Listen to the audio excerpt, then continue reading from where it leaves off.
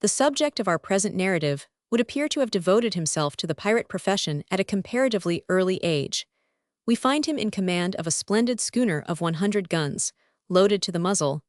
Ere yet he had had a party in honor of his 10th birthday. It seems that our hero, considering himself spited by a Latin grammar master, demanded the satisfaction due from one man of honor to another.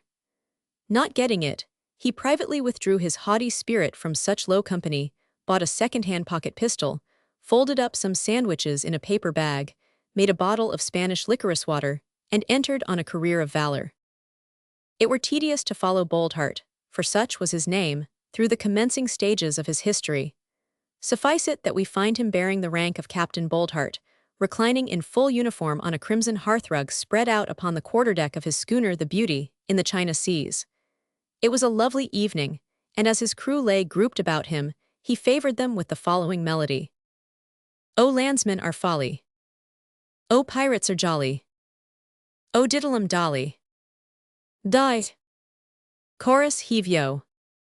The soothing effect of these animated sounds floating over the waters, as the common sailors united their rough voices to take up the rich tones of Boldheart, may be more easily conceived than described. It was under these circumstances that the lookout at the masthead gave the word, "Whales." All was now activity. "Where away?" cried Captain Boldheart, starting up. "On the larboard bow, sir," replied the fellow at the masthead, touching his hat. For such was the height of discipline on board of the Beauty, that even at that height he was obliged to mind it or be shot through the head. His crew lay grouped around him. "This adventure belongs to me," said Boldheart. "Boy my harpoon, let no man follow," and leaping alone into his boat, the captain rowed with admirable dexterity in the direction of the monster. All was now excitement. "He nears him," said an elderly seaman, following the captain through his spyglass. "He strikes him," said another seaman, a mere stripling but also with a spyglass. "He tows him towards us," said another seaman, a man in the full vigor of life but also with a spyglass. In fact, the captain was seen approaching, with the huge bulk following. We will not dwell on the deafening cries of Boldheart, Boldheart, with which he was received, when, carelessly leaping on the quarterdeck, he presented his prize to his men. They afterwards made £2,417 10 and sixpence by it. Ordering the sails to be braced up, the captain now stood W&W. The Beauty flew rather than floated over the dark blue waters. Nothing particular occurred for a fortnight, except taking, with considerable slaughter, 4 Spanish galleons, and a snow from South America, all richly laden. Inaction began to tell upon the spirits of the men. Captain Boldheart called all hands aft and said, "My lads, I hear there are discontented ones among ye. Let any such stand forth." After some murmuring in which the expressions, "Aye, aye, sir," "Union Jack," "Avast," "Starboard," "Port," "Bowsprit," and similar indications of a mutinous undercurrent though subdued were audible, Bill Boozy, captain of the foretop, came out from the rest. His form was that of a giant, but he quailed under the captain's eye. "What are your wrongs?" said the captain. "Why, d'ye see, Captain Boldheart," replied the towering mariner, "I've sailed man and boy for many a year, but I never yet the milk served out for the ship's company's teas to be so sour as teas aboard this craft." The rescue of William Boozy. The rescue of William Boozy.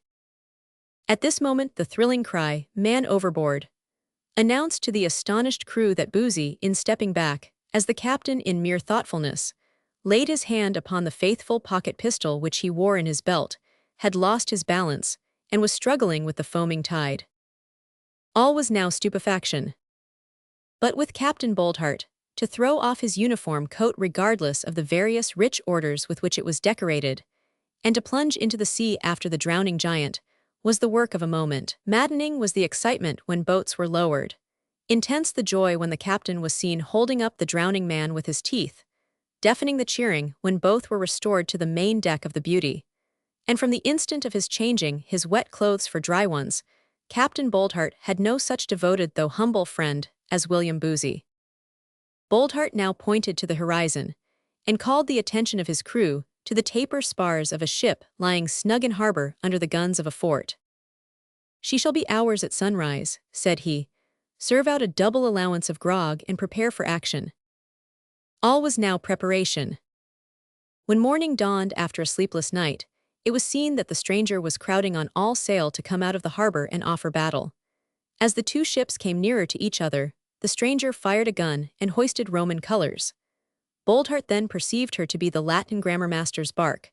Such indeed she was, and had been tacking about the world in unavailing pursuit, from the time of his first taking to a roving life. Boldheart now addressed his men, promising to blow them up if he should feel convinced that their reputation required it, and giving orders that the Latin grammar master should be taken alive. He then dismissed them to their quarters, and the fight began with a broadside from the Beauty. She then veered round and poured in another. The Scorpion, so was the bark of the Latin grammar master appropriately called, was not slow to return her fire, and a terrific cannonading ensued, in which the guns of the Beauty did tremendous execution. The Latin grammar master was seen upon the poop, in the midst of the smoke and fire, encouraging his men. To do him justice, he was no craven, though his white hat, his short grey trousers and his long snuff-coloured surtout reaching to his heels, the self-same coat in which he had spited Boldheart, contrasted most unfavourably with the brilliant uniform of the latter. At this moment Boldheart, seizing a pike and putting himself at the head of his men, gave the word to board. A desperate conflict ensued in the hammock nettings, or somewhere in about that direction, until the Latin grammar master, having all his masts gone, his hull and rigging shot through and through, and seeing Boldheart slashing a path towards him, hauled down his flag himself, gave up his sword to Boldheart, and asked for quarter. Scarce had he been put into the captain's boat, ere the Scorpion went down with all on board. On Captain Boldheart's now assembling his men, a circumstance occurred. He found it necessary with one blow of his cutlass to kill the cook, who, having lost his brother in the late action, was making at the Latin grammar master in an infuriated state, intent on his destruction with a carving knife. Captain Boldheart then turned to the Latin grammar master, severely reproaching him with his perfidy, and put it to his crew what they considered that a master who spited a boy deserved. They answered with one voice, "Death." "It may be so," said the captain, "but it shall never be said that Boldheart stained his hour of triumph with the blood of his enemy. Prepare the cutter." The cutter was immediately prepared. "Without taking your life," said the captain, "I must yet forever deprive you of the power of spiting other boys. I shall turn you adrift in this boat.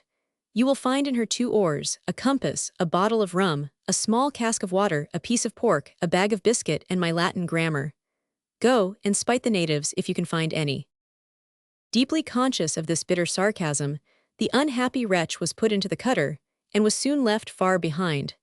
He made no effort to row, but was seen lying on his back with his legs up, when last made out by the ship's telescopes. A stiff breeze now beginning to blow, Captain Boldheart gave orders to keep her SSW, easing her a little during the night by falling off a point or two W by W, or even by WS if she complained much. He then retired for the night, having in truth much need of repose. In addition to the fatigues he had undergone, this brave officer had received 16 wounds in the engagement, but had not mentioned it. In the morning a white squall came on and was succeeded by other squalls of various colors. It thundered and lightened heavily for 6 weeks. Hurricanes then set in for 2 months. Waterspouts and tornadoes followed. The oldest sailor on board, and he was a very old one, had never seen such weather. The Beauty lost all idea where she was, and the carpenter reported 6 feet 2 of water in the hold. Everybody fell senseless at the pumps every day. Provisions now ran very low. Our hero put the crew on short allowance, and put himself on shorter allowance than any man in the ship. But his spirit kept him fat. In this extremity, the gratitude of Boozy, the captain of the foretop whom our readers may remember, was truly affecting. The loving though lowly William repeatedly requested to be killed and preserved for the captain's table. We now approach a change in affairs. One day during a gleam of sunshine, and when the weather had moderated, the man at the masthead, too weak now to touch his hat, besides its having been blown away, called out, "Savages!" All was now expectation. Presently 1,500 canoes, each paddled by 20 savages, were seen advancing in excellent order. They were a light green color, the savages were, and sang, with great energy, the following strain. Chua chua chew tooth. Munch munch nicey. Chua chua chew tooth. Munch munch nice. As the shades of night were by this time closing in, these expressions were supposed to embody this simple people's views of the evening hymn. But it too soon appeared that the song was a translation of "For what we are going to receive, see." The chief, imposingly decorated with feathers of lively colors, and having the majestic appearance of a fighting parrot, no sooner understood, he understood English perfectly, that the ship was the beauty Captain Boldheart, than he fell upon his face on the deck, and could not be persuaded to rise until the captain had lifted him up, told him he wouldn't hurt him. All the rest of the savages also fell on their faces with marks of terror, and had also to be lifted up one by one. Thus the fame of the great Boldheart had gone before him, even among these children of nature. Arm in arm with the chief. Arm in arm with the chief. Turtles and oysters were now produced in astonishing numbers, and on these and yams the people made a hearty meal. After dinner the chief told Captain Boldheart that there was better feeding up at the village, and that he would be glad to take him and his officers there. Apprehensive of treachery, Boldheart ordered his boat's crew to attend him completely armed, and well were it for other commanders if their precautions, but let us not anticipate. 2 savages floured him before putting him to the fire. 2 savages floured him before putting him to the fire. When the canoes arrived at the beach, the darkness of the night was illumined by the light of an immense fire. Ordering his boat's crew, with the intrepid though illiterate William at their head, to keep close and be upon their guard, Boldheart bravely went on, arm in arm with the chief.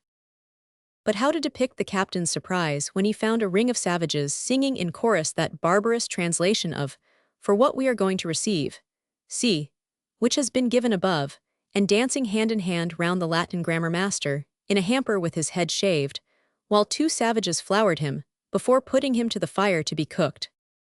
Boldheart now took counsel with his officers on the course to be adopted. In the meantime, the miserable captive never ceased begging pardon and imploring to be delivered. On the generous Boldheart's proposal, it was at length resolved that he should not be cooked, but should be allowed to remain raw on 2 conditions. Namely, 1. That he should never under any circumstances presume to teach any boy anything any more.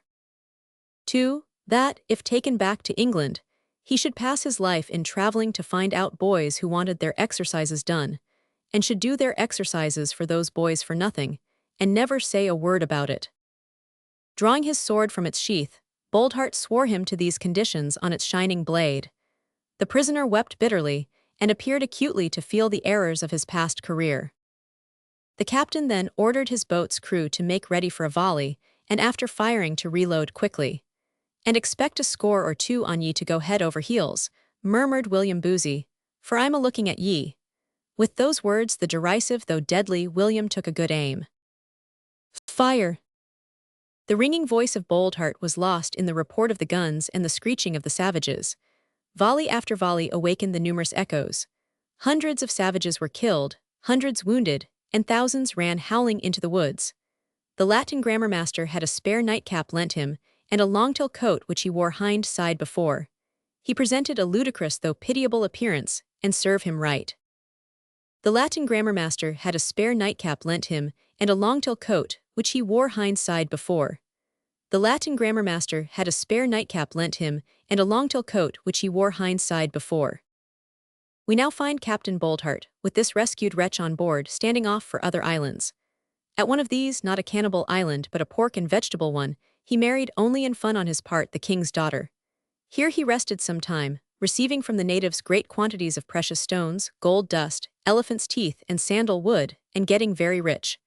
This too, though he almost every day made presents of enormous value to his men. Ere the sun went down full many a hornpipe had been danced, by the uncouth though agile William. Ere the sun went down full many a hornpipe had been danced, by the uncouth though agile William. The ship being at length as full as she could hold of all sorts of valuable things, Boldheart gave orders to weigh the anchor, and turn the Beauty's head towards England. These orders were obeyed with 3 cheers, and ere the sun went down full many a hornpipe had been danced on deck, by the uncouth though agile William. We next find Captain Boldheart about 3 leagues off Madeira, surveying through his spyglass a stranger of suspicious appearance making sail towards him. On his firing a gun ahead of her to bring her to, she ran up a flag, which he instantly recognized as the flag from the mast in the back garden at home. Married the chief's daughter. Married the chief's daughter. Inferring from this that his father had put to sea to seek his long-lost son, the captain sent his own boat on board the stranger to inquire if this was so, and if so, whether his father's intentions were strictly honorable. The boat came back with a present of greens and fresh meat, and reported that the stranger was the family of 1,200 tons, and had not only the captain's father on board, but also his mother, with the majority of his aunts and uncles, and all his cousins. It was further reported to Boldheart that the whole of these relations had expressed themselves in a becoming manner, and were anxious to embrace him and thank him for the glorious credit he had done them. Boldheart at once invited them to breakfast next morning on board the Beauty, and gave orders for a brilliant ball that should last all day. It was in the course of the night that the captain discovered the hopelessness of reclaiming the Latin grammar master. That thankless traitor was found out, as the two ships lay near each other, communicating with the family by signals, and offering to give up Boldheart. He was hanged at the yardarm the first thing in the morning, after having it impressively pointed out to him by Boldheart that this was what spiders came to. The meeting between the captain and his parents was attended with tears. His uncles and aunts would have attended their meeting with tears too, but he wasn't going to stand that. His cousins were very much astonished by the size of his ship and the discipline of his men, and were greatly overcome by the splendor of his uniform. He kindly conducted them round the vessel, and pointed out everything worthy of notice. He also fired his 100 guns, and found it amusing to witness their alarm. The entertainment surpassed everything ever seen on board ship, and lasted from 10 in the morning until 7 the next morning. Only one disagreeable incident occurred. Captain Boldheart found himself obliged to put his cousin Tom in irons for being disrespectful. On the boy's promising amendment, however, he was humanely released after a few hours' close confinement. Boldheart now took his mother down into the great cabin, and asked after the young lady with whom, it was well known to the world, he was in love. His mother replied that the object of his affections was then at school at Margate. For the benefit of sea-bathing it was the month of September, but that she feared the young lady's friends were still opposed to the union. Boldheart at once resolved, if necessary, to bombard the town. Taking the command of his ship with this intention, and putting all but fighting men on board the family, with orders to that vessel to keep in company, Boldheart soon anchored in Margate Roads. Here he went ashore well armed, and attended by his boat's crew, at their head the faithful though ferocious William, and demanded to see the mayor, who came out of his office. "Dost know the name of yon ship, mayor?" asked Boldheart fiercely. "Dost know the name of yon ship, mayor? Dost know the name of yon ship, mayor?" "No," said the mayor, rubbing his eyes, which he could scarce believe when he saw the goodly vessel riding at anchor. "She is named the Beauty," said the captain. "Ha!" exclaimed the mayor with a start. "And you, then, are Captain Boldheart?" "The same." A pause ensued. The mayor trembled. "Now, mayor," said the captain, "choose. Help me to my bride or be bombarded." Standing sentry over him, standing sentry over him. The mayor begged for 2 hours' grace, in which to make inquiries respecting the young lady.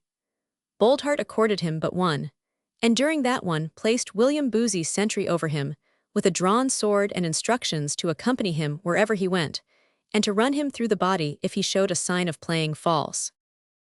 At the end of the hour, the mayor reappeared more dead than alive, closely waited on by Boozy more alive than dead. His lovely bride came forth. His lovely bride came forth. "Captain," said the mayor, "I have ascertained that the young lady is going to bathe. Even now she waits her turn for a machine. The tide is low, though rising. I in one of our town boats shall not be suspected. When she comes forth in her bathing dress into the shallow water from behind the hood of the machine, my boat shall intercept her and prevent her return. Do you the rest." "Mayor," returned Captain Boldheart, "thou hast saved thy town." The captain then signaled his boat to take him off, and steering her himself ordered her crew to row towards the bathing ground, and there to rest upon their oars. All happened as had been arranged. His lovely bride came forth, the mayor glided in behind her. She became confused and had floated out of her depth, when, with one skillful touch of the rudder and one quivering stroke from the boat's crew, her adoring Boldheart held her in his strong arms. There her shrieks of terror were changed to cries of joy.